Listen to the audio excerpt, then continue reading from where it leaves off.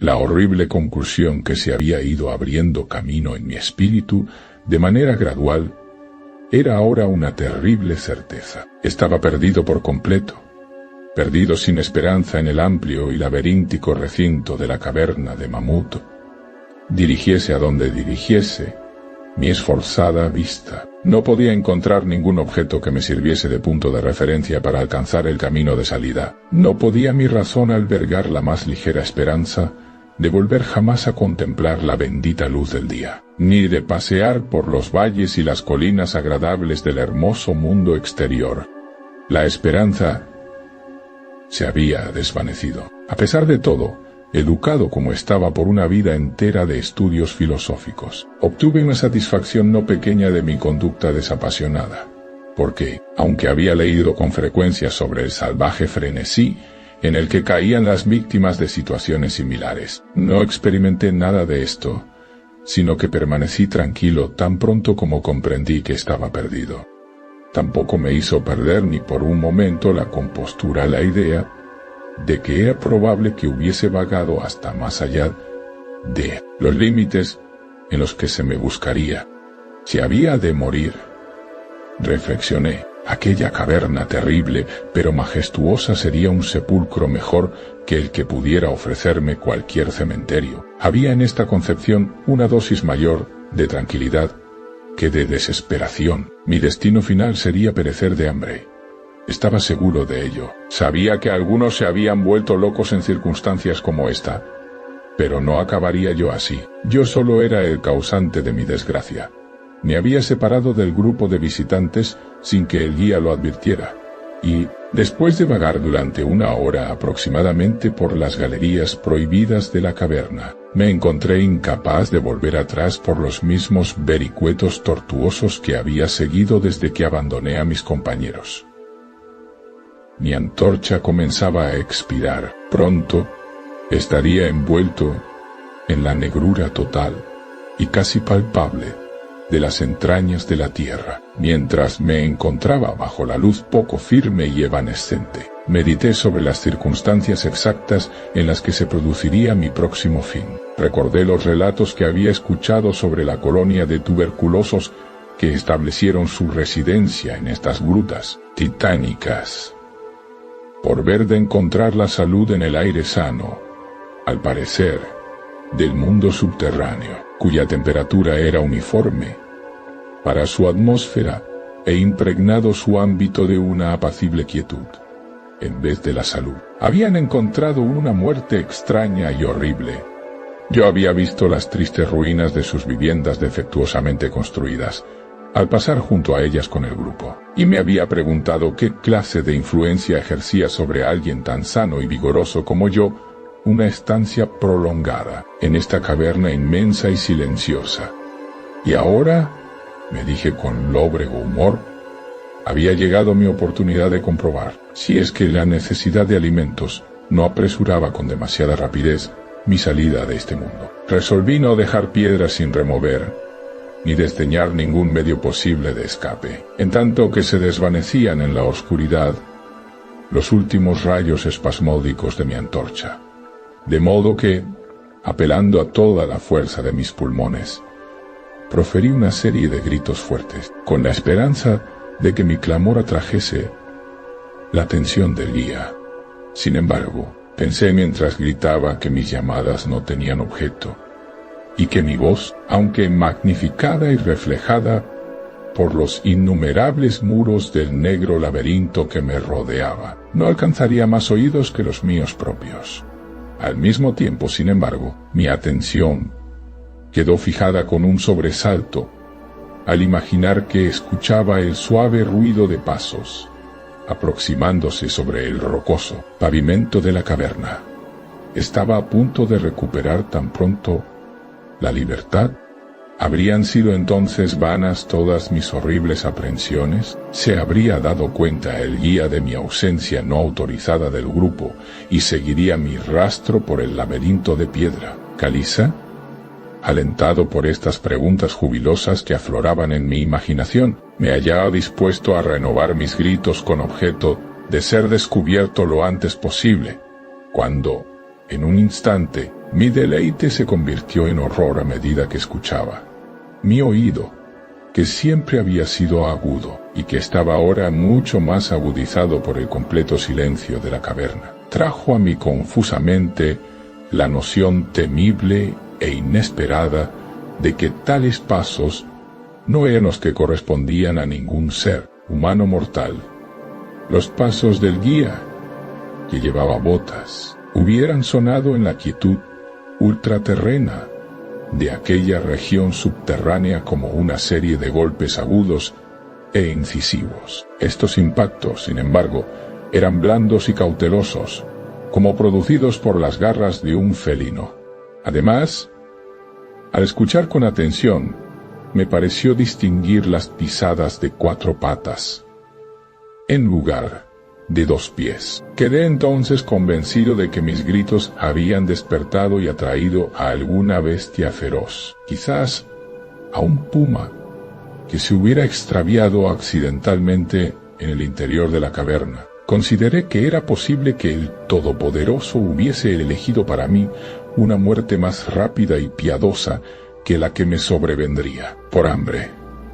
Sin embargo, el instinto de conservación, que nunca duerme del todo, se agitó en mi seno, y aunque el escapar del peligro que se aproximaba no serviría sino para preservarme para un fin más duro y prolongado, determiné a pesar de todo vender mi vida lo más cara posible.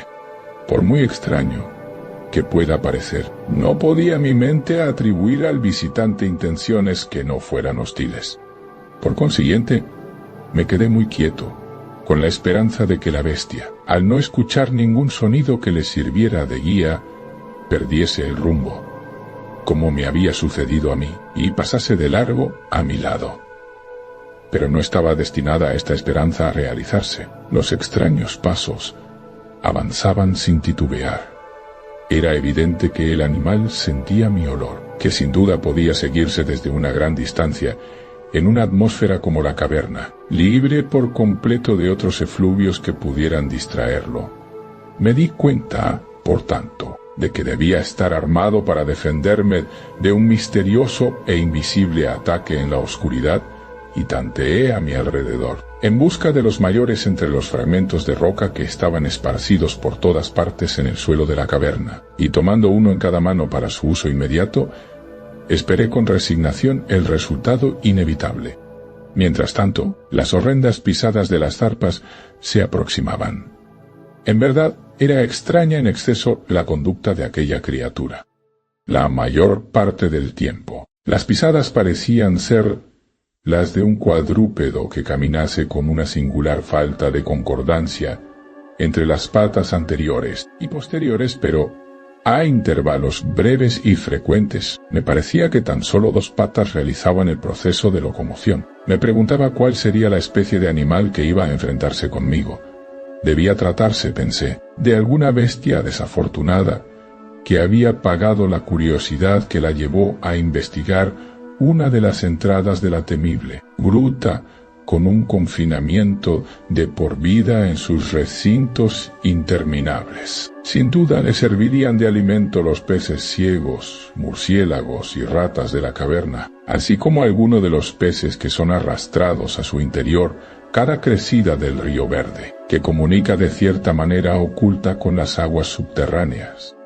Ocupé mi terrible vigilia con grotescas conjeturas sobre las alteraciones que podría haber producido la vida en la caverna, sobre la estructura física del animal. Recordaba la terrible apariencia que atribuía la tradición local a los tuberculosos que allí murieron tras una larga residencia en las profundidades. Entonces, recordé con sobresalto que aunque llegase a abatir a mi antagonista, nunca contemplaría su forma, ya que mi antorcha se había extinguido hacía tiempo, y yo estaba por completo desprovisto de fósforos. La tensión de mi mente se hizo entonces tremenda. Mi fantasía dislocada hizo surgir formas terribles y terroríficas de la siniestra oscuridad que me rodeaba y que parecía verdaderamente apretarse en torno de mi cuerpo. Parecía yo a punto de dejar escapar un agudo grito. Pero, aunque hubiese sido lo bastante irresponsable para hacer tal cosa, a duras penas habría respondido mi voz. Estaba petrificado, enraizado al lugar en donde me encontraba. Dudaba que pudiera mi mano derecha lanzar el proyectil a la cosa que se acercaba, cuando llegase el momento crucial. Ahora he decidido... Pat. Pat. De las pisadas estaba casi al alcance de la mano. Luego, muy cerca, podía escuchar la trabajosa respiración del animal. Y, aunque estaba paralizado por el terror, comprendí que debía de haber recorrido una distancia considerable, y que estaba correspondientemente fatigado. De pronto se rompió el hechizo. Mi mano, guiada por mi sentido del oído, siempre digno de confianza, lanzó con todas sus fuerzas la piedra afilada hacia el punto en la oscuridad de donde procedía la fuerte respiración, y puedo informar con alegría que casi alcanzó su objetivo. Escuché cómo la cosa saltaba y volvía a caer a cierta distancia. Allí pareció detenerse. Después de reajustar la puntería, descargué el segundo proyectil. Con mayor efectividad esta vez, escuché caer la criatura, vencida por completo, y permaneció yaciente e inmóvil. Casi agobiado por el alivio que me invadió, me apoyé en la pared. La respiración de la bestia se seguía oyendo, en forma de jadeantes y pesadas inhalaciones y exhalaciones. Deduje de ello que no había hecho más que herirla, y entonces perdí todo deseo de examinarla. Al fin, un miedo supersticioso, irracional, se había manifestado en mi cerebro, y no me acerqué al cuerpo, ni continué arrojándole piedras para completar la extinción de su vida. En lugar de esto, corrí a toda velocidad, en lo que era, tan aproximadamente como pude juzgarlo en mi condición de frenesí, la dirección por la que había llegado hasta allí. De pronto escuché un sonido, o más bien, una sucesión regular de sonidos. Al momento siguiente se habían convertido en una serie de agudos chasquidos metálicos. Esta vez no había duda, era el guía. Entonces grité. Aullé, reí incluso de alegría al contemplar en el techo abovedado el débil fulgor que sabía era la luz reflejada de una antorcha que se acercaba. Corrí al encuentro del resplandor y, antes de que pudiese comprender por completo lo que había ocurrido, estaba postrado a los pies del guía y besaba sus botas mientras balbuceaba, a despecho de la orgullosa reserva que es habitual en mí. Explicaciones sin sentido. Como un idiota, contaba con frenesí mi terrible historia, y al mismo tiempo abrumaba a quien me escuchaba con protestas de gratitud. Volví por último a algo parecido a mi estado normal de conciencia. El guía había advertido mi ausencia al regresar el grupo a la entrada de la caverna y, guiado por su propio sentido intuitivo de la orientación, se había dedicado a explorar a conciencia los pasadizos laterales que se extendían más allá del lugar en el que había hablado conmigo por última vez, y localizó mi posición tras una búsqueda de más de 3 horas. Después de que hubo relatado esto, yo, envalentonado por su antorcha y por su compañía, empecé a reflexionar sobre la extraña bestia a la que había herido a poca distancia de allí, en la oscuridad, y sugerí que averiguásemos, con la ayuda de la antorcha, qué clase de criatura había sido mi víctima. Por consiguiente volví sobre mis pasos, hasta el escenario de la terrible experiencia. Pronto descubrimos en el suelo un objeto blanco, más blanco incluso que la reluciente piedra caliza. Nos acercamos con cautela y dejamos escapar una simultánea exclamación de asombro. Porque este era el más extraño de todos los monstruos extranaturales que cada uno de nosotros dos hubiera contemplado en la vida. Resultó tratarse de un mono antropoide de grandes proporciones, escapado quizás de algún zoológico ambulante. Su pelaje era blanco como la nieve, cosa que sin duda se debía a la calcinadora acción de una larga permanencia en el interior de los negros confines de las cavernas, y era también sorprendentemente escaso, y estaba ausente en casi todo el cuerpo, salvo de la cabeza. Era allí abundante, y tan largo que caía en profusión sobre los hombros. Tenía la cara vuelta del lado opuesto a donde estábamos, y la criatura yacía casi directamente sobre ella. La inclinación de los miembros era singular, aunque explicaba la alternancia en su uso que yo había advertido antes, por lo que la bestia avanzaba a veces a 4 patas, y otras en solo 2. De las puntas de sus dedos se extendían uñas largas, como de rata. Los pies no eran prensiles, hecho que atribuía a la larga residencia en la caverna que, como ya he dicho antes, parecía también la causa evidente de su blancura total y casi ultraterrena, tan característica de toda su anatomía. Parecía carecer de cola.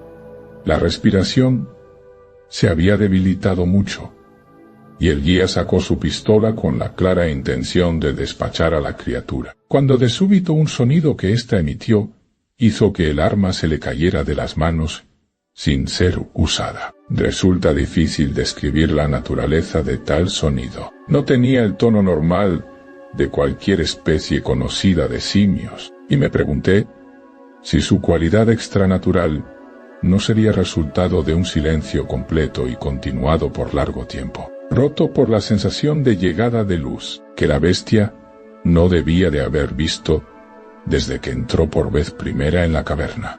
El sonido, que intentaré describir como una especie de parloteo en tono profundo, continuó débilmente. Al mismo tiempo, un fugaz espasmo de energía pareció conmover el cuerpo del animal. Las garras hicieron un movimiento convulsivo, y los miembros se contrajeron. Con una convulsión del cuerpo, rodó sobre sí mismo, de modo que la cara quedó vuelta hacia nosotros. Quedé por un momento tan petrificado de espanto por los ojos de esta manera revelados que no me apercibí de nada más. Eran negros aquellos ojos, de una negrura profunda en horrible contraste con la piel y el cabello de nívea blancura, como los de las otras especies cavernícolas. Estaban profundamente hundidos en sus órbitas, y por completo desprovistos de iris. Cuando miré con mayor atención, vi que estaban enclavados en un rostro menos prognático que el de los monos corrientes, e infinitamente menos velludo. La nariz era prominente. Mientras contemplábamos la enigmática visión que se representaba a nuestros ojos, los gruesos labios se abrieron y varios sonidos emanaron de ellos, tras lo cual la cosa se sumió en el descanso de la muerte. El guía se aferró a la manga de mi chaqueta y tembló con tal violencia que la luz se estremeció convulsivamente, proyectando en la pared fantasmagóricas sombras en movimiento. Yo no me moví. Me había quedado rígido, con los ojos llenos de horror, fijos en el suelo delante de mí. El miedo me abandonó, y en su lugar se sucedieron los sentimientos de asombro, compasión y respeto. Los sonidos que murmuró la criatura abatida que yacía entre las rocas calizas nos revelaron la tremenda verdad. La criatura que yo había matado, la extraña bestia de la cueva maldita, era, o había sido alguna vez, un hombre.